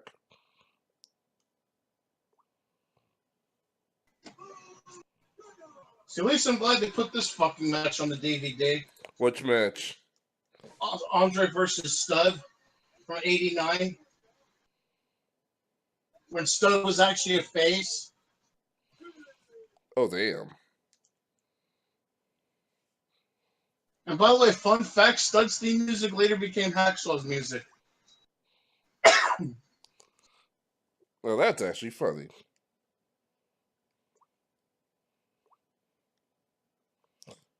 To reopen Google Drive. What's even weirder is that this match actually took place. Say again? Okay, there's two matches on the unreleased set that are back to back. All right, what's Fucking that? Andre and Stud, and then Savage versus Warrior for the Intercontinental Belt. Psst. And apparently that happened 2 days after Mania, so I haven't seen the Warrior Savage match, but how could it be for the Intercontinental Belt when Warrior fucking lost it 2 days earlier? The magic of magic? Yeah, but this was taped after. I haven't, like I said, I'll see when the match pops up, but still, it's like that match happened after WrestleMania 5. I'm saying I don't understand how that makes sense. Unless WWE screwed up like they did a couple times already with what the matches are and what the dates are. Would you be surprised? No, because there's no historians there anymore. Did they chase them all off? And I'm gonna have to reset my phone real quick. Well, don't worry, you'll have a new phone in a couple weeks. Next week, don't add more time. Like my Note 4 ran hard, but it's the end of the road. It's been the end of the road. I just have to wait. Nobody ever got the Note 5 or the Note 6. Well, here's the thing: the Note 5 sucked because there was no place for it. No battery life. Yeah. No battery But life there was and no no external memory. memory, and they never made Huh? no external memory. You couldn't insert flash cards or anything. Oh, that's stupid. So all you had was the phone memory. Oh, that sucks. So you would have been better off just getting an iPhone. Yeah. And they never actually made a Note 6. They went straight for the Note 7. We all know how well that worked. Kaboom! That worked as well as telling some of these fucking marks that I want fucking no mayonnaise on my hamburger and they put it on there anyway. I remember someone made a comic about the Note 7, and, well, you don't play Overwatch. One of Diva's, a character named Diva's ultimate is self-destruct, where she, well, has her mech blow up. And the comic and since she's Korean, the comic had her loading her mech with Note 7s before going to battle. Oh, shit. See, what I understand is sometimes they blur out the superstars of wrestling logo, and sometimes they don't. That is That weird. makes no sense. This is Johnny Blaze. So did you get your phone working yet? Yeah, I'm skipping back to the point I'm starting up now. All right. How's this gonna work? And the first thing out of his mouth is, why is it gotta be about sex? Well, obviously you're making it about if you're. Well, obviously you're making it about sex if you're getting your shit snipped. But I'll have a new name for you people instead of, because Snowflake is getting a little old right now.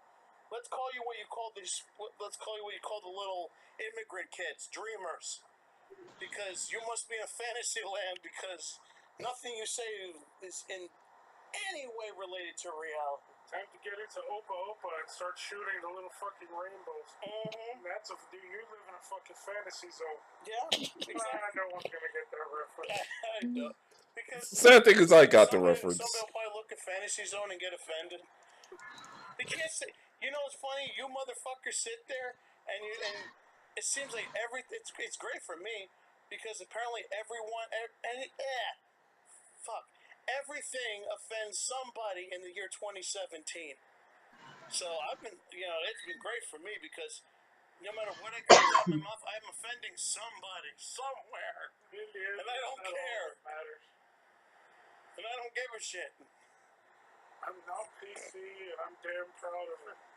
Just like Mark Zuckerberg put up on his Facebook that fucking it's a sad day for the country. I'm like, no, you know it's a sad day for the country?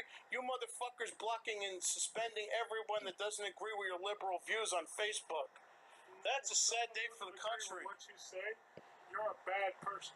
A country who was based on the fact of fighting for you to be able to state your opinion. Mm-hmm.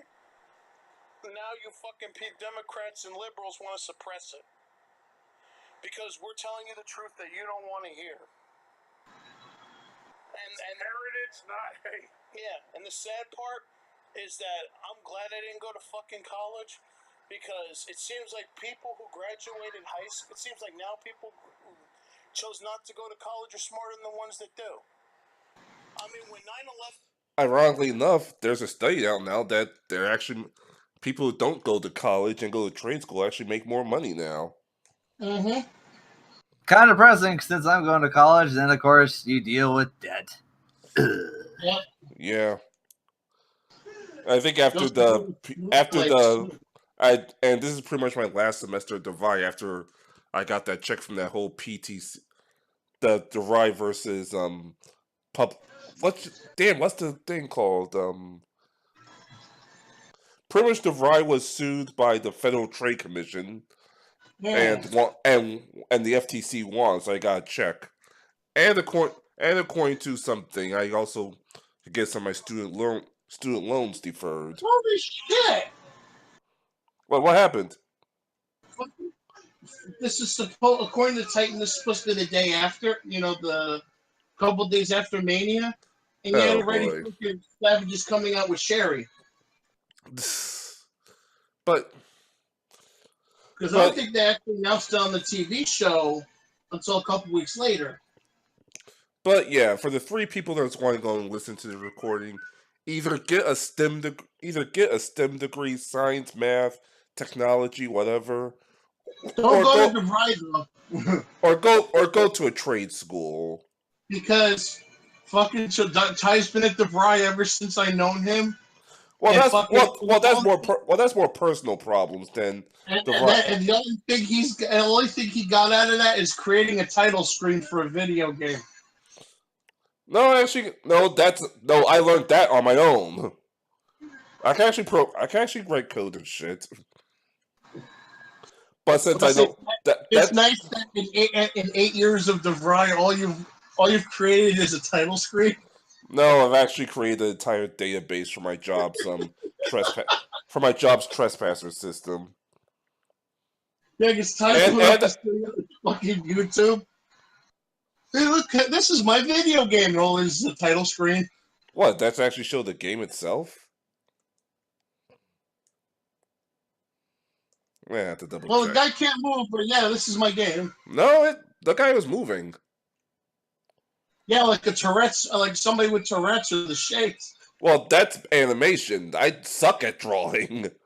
Like fucking that guy was moving like one of those autistic kids. My aunt deals in school. Yeah, like I said, that's a drawing issue because that's me. That's because I suck at animation. No school. I went to a tech school, not an art school. Do you have a name for your game yet? Give me a minute to actually learn how to do animation or find someone who can actually draw. Because you could call it either Autistic Andy or Tourette's Tom. Let's finish this video. What happened? You know what happened? We had the TV on in the background, but we still did our schoolwork. We didn't let that affect us. We just kept on with what we were doing. But when Trump got elected, Trump won the presidency.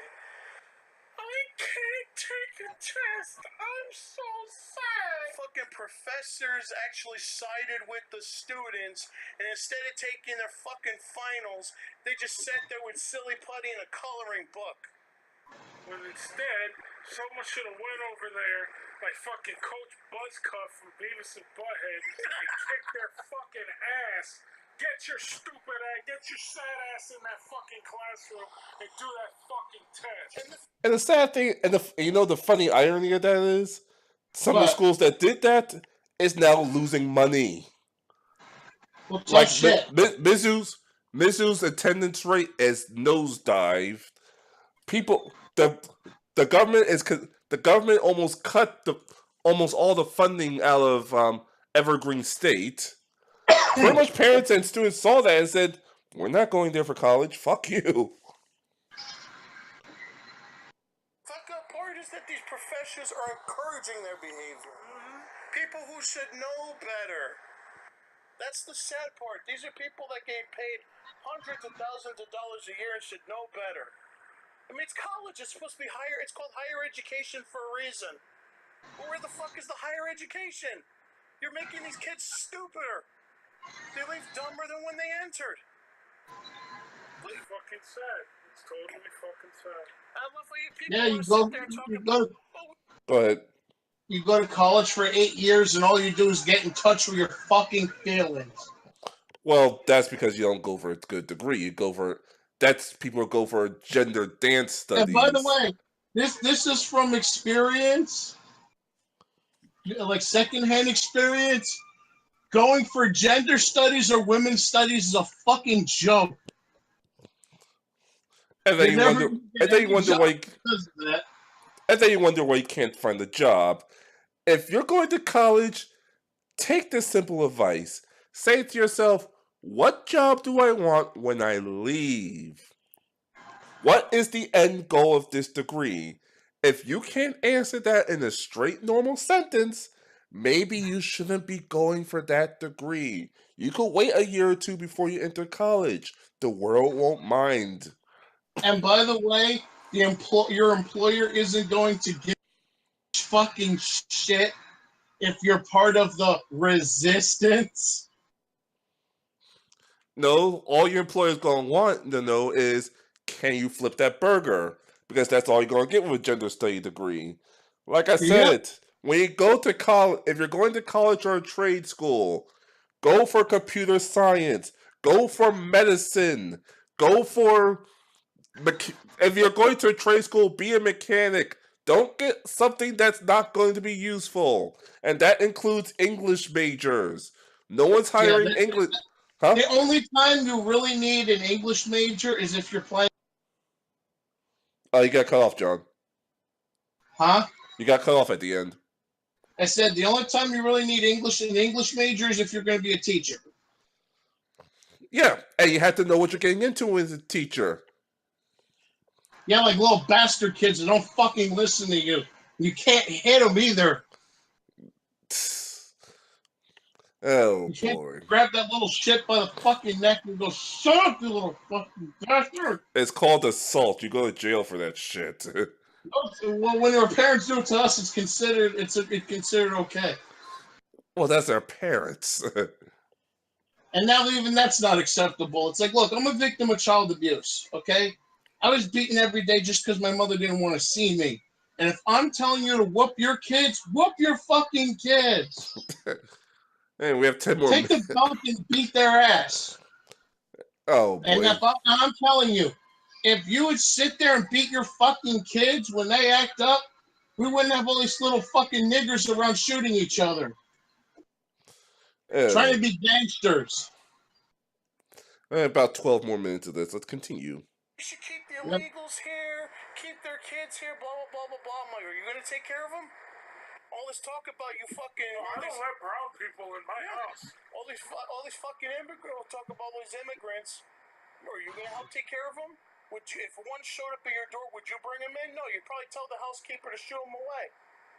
It's like I told Mark Zuckerberg, I'm like, you and your chick wife, if a fucking immigrant comes up to your house, are you going to take care of him, or are you going to let the housekeeper shoo him away and say, no, we don't want that on our property? It's just like George Carlin said about fucking prisons and low-income housing. We need more, but not here. Yeah. See, you don't have to deal with these fucking illegal immigrants. We do. You live in your fucking gated communities in your warped sense of reality. We're out here busting our ass. We're the ones that are paying for these people out of our tax You dollars. bust your fucking ass working a 48-hour work week. You're fucking killing yourself just to get by to pay your fucking rent. And you're fucking starving. And you see some fucking Lolita loading a fucking Hummer with fucking groceries off of a fucking EBT card while you can't even run into the fucking store to buy yourself a bottle of water. That's bullshit. Just because they can cry asylum and be let here. Like, here's my thing on immigration. If you're gonna do it by the book. If you're a kid, okay, you can't control what mom and dad does. I always believe the sins of the parent should not go to the child. Fair enough. But you're adults, you should know better. And on top of this, it's not like we want to be mean to immigrants or people coming from war-torn countries, but we have a lot of problems here in the United States. The words, I said it once on the show, I'll say it again. The words homeless veteran should not be on the lexicon for the quote greatest country in the world. Yeah, we came to take care of our own veterans, and you want to sit there and take care of a bunch of illegal spits. Good job, America. You're putting a bunch of fucking illegals over your own veterans. Well, unfortunately, there's a reason why the big companies and rich people want to do this. Because they could pay them below minimum wage. And by the way, for all you fucking people sitting there talking about social justice, this, that, and the other bullshit, the only reason that people want to keep them here is because you can pay a Hispanic less than you can pay a white person and get away with it. No, let's correct that. You could pay an illegal less than you could pay an actual citizen. Okay, you know what I mean. Because a citizen can actually go to the courts and say... Yeah, but all these people we're talking about are illegals. That are yeah, true. I mean, sure, you got good people and you got bad people. That's not the issue. The issue here is that the powers that be, and you people know who the fuck I'm talking about for that. The only reason that they want to keep them here is because cheap labor. They don't give a shit about them. They don't give a shit about how they live or whatever. Because you know something? As soon as they outlive their useful, that's why Trump wants to get rid of them. Because once they outlive their usefulness, they're no good to us anymore. That's how these rich people operate. And that's cruel and unusual. And I'll go one step farther and saying, I have no problem with the DACA Act, but it's the equivalent of putting a Band-Aid on a broken arm. Yeah. It didn't do the job it was supposed to that says, hey, okay, I don't like getting political on the show. I know we have 10 more minutes of your show left, so I'll make this quick. Here's how I would have done it if I was Obama or even Clinton, because he's the one that got this ball rolling in the first place. Mm-hmm. Okay, if you're a kid and you got brought here by your parents, okay, here's how you do it. Your parents will have to start your progress of being a natural citizen.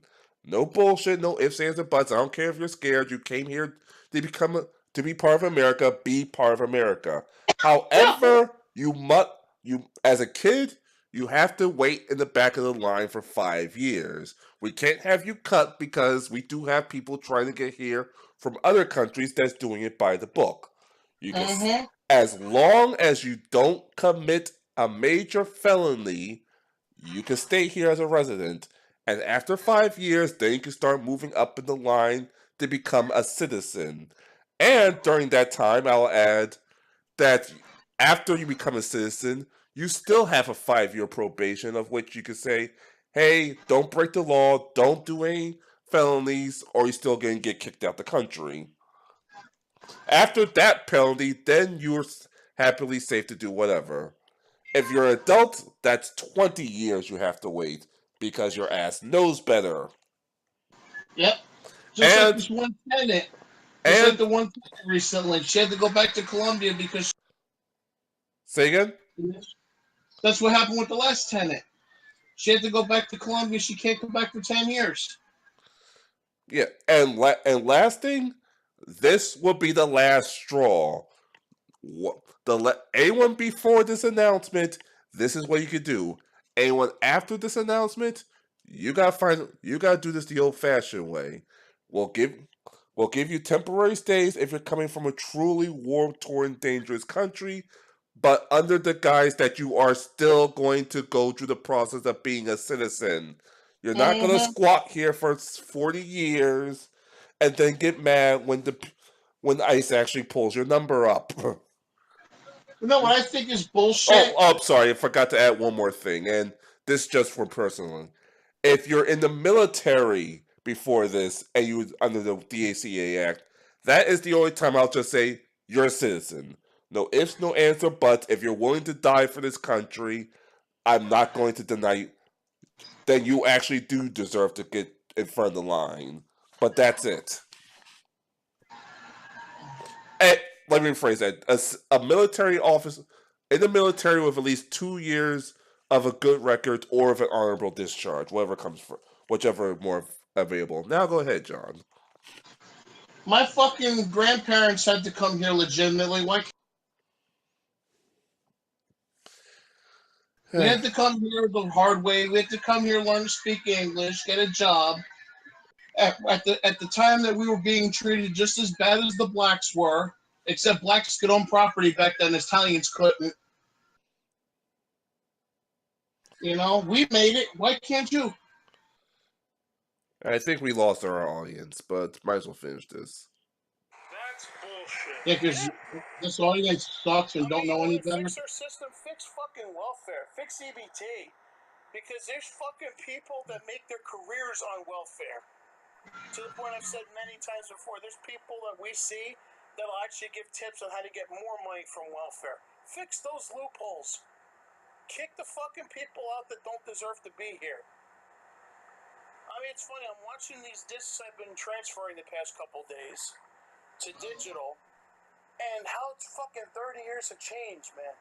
You see fucking Lou Gossett sit there and talk about saving our monuments and saving our public land, and yet 30 years later, all these fucking millennials just want to tear down everything that offends them. And they're doing commercials encouraging others to do the same. If you don't like something, don't fucking look at it. I hate Hillary Clinton. I'm not saying tear down fucking Hydra. Oh, you know what's funny? This is another thing how stupid liberals are, because apparently the biggest one of them all, you know. Damn it. Whatever. If you want to listen to the rest, I'm sure it's going to be up on the channel. My phone apparently does not want to finish this. Because your phone sucks. Well, I know. That's why I'm getting another one next week. Anything you want to add to this week? Because I think we lost Reed a minute ago. Well, Reed's probably all sucking dick somewhere. Oh, boy. Well, thank you for listening to this special episode of the podcast. Hopefully, we'll be back next week with another Bar Wrestling Report. And we'll finally talk about the Mae Young Classic in its entirety, because this coming week is the finals with Shayna Baszler versus Kairi. How do you pronounce her last name? Kairi Sane. Kairi Sane. Thank you. All right. Till So I then, didn't want to that was a good R-Truth. I didn't give no spoilers. yeah, you actually waited till the end, and now we actually they actually withdraw the matches. The finals is next Tuesday. That's what I'm saying. Uh, That was a good R-Truth. I didn't spoil it even though I knew who was going to the finals. Good job. All right, I'm about to stop the recording. Everyone, take care, spike your hair, and all that fun stuff. And don't kill your push.